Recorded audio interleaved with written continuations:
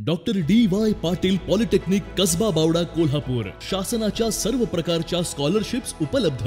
या माध्यमातून विद्यार्थ्यांना 50 ते 100% फी सवलत, अद्ययावत लॅबोरेटरीज, इंटरॅक्टिव्ह पॅनल युक्त क्लासरूम्स, विद्यार्थ्यांसाठी बसची सुविधा, नामवंत कंपन्यांमध्ये नोकरीची संधी। Doctor D Y. Patil polytechnic Kasba Bawda Kolhapur. Kolhapur महापालिका स्थापन झाल्यापासून अद्यापही शहराची हद्दवाढ झालेली नाही। वारंवार सर्वपक्षीय हद्दवाढ कृती समितीच्या वतीने निदर्शने, आंदोलने करून देखील यावर ठोस असा निर्णय होताना दिसत नाही। गेल्या काही दिवसांमध्ये शासनाकडून कोल्हापूर लगतची काही गावे समाविष्ट करण्यासंदर्भात चर्चा करण्यात आली होती, पण या निर्णयाला देखील दिरंगाई होत असल्याने या प्रश्नाकडे लक्ष वेधण्यासाठी आज सर्वपक्षीय कृती समितीच्या वतीने महापालिका परिसरामध्येच लाक्षणिक उपोषण करण्यात आले।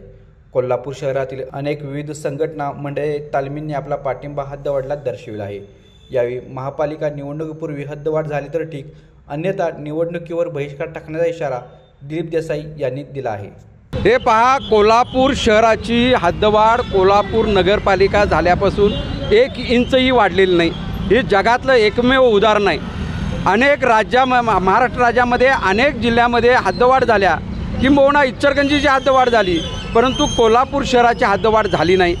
अनेक वेळेला लोकप्रतिनिधी, मंत्री आम्हाला आश्वासन देतात, पण हद्दवाढीबाबत असा कोणताच विषय आज अंतिम आलेला नाही। या सगळ्यात महत्त्वाचे विषय, आत्ता जे सत्ताधारी सरकार आहे, या सरकारनं हद्दवाढ करतो, आडगावं घेतो असं बोलले, परंतु त्यांनी दिलेलं पत्र हे कायदेशीर नाही। त्यामुळं शासन निर्णयात निघाला पाहिजे, एक ठोस असा निर्णय घेतला पाहिजे, कॅबिनेट म्हणजे त्याला मंजुरी दिली पाहिजे, तरच हद्दवाढीचा विषय हा पुढे जातोय। लोकांच्या तोंडाला पाणी पुसण्याचं काम हे लोकप्रतिनिधी करत आहेत। अजूनही वेळ गेलेली नाही। लोकप्रतिनिधींनी आता महाराष्ट्र शासनाचा हे चालू आहे, अधिवेशन चालू आहे, आणि या अधिवेशनामध्ये हा कोल्हापूर शहराच्या हद्दवाढीचा विषय घ्यावा आणि तात्काळ हद्दवाढीत घोषणा ही राजपत्र काढून मिनिट्स घेऊन केली तरच हद्दवाढ होणार आहे, अन्यथा होणार नाही। यामधनं आपल्याला एक इशारा देतो, जर हद्दवाढ झाली नाही तर कोल्हापूरच्या निवडणुकावर आम्ही बहिष्कार टाकणार आहोत, आम्ही मतदान करणार नाही, असा इशारा आज आम्ही दिलेला आहे।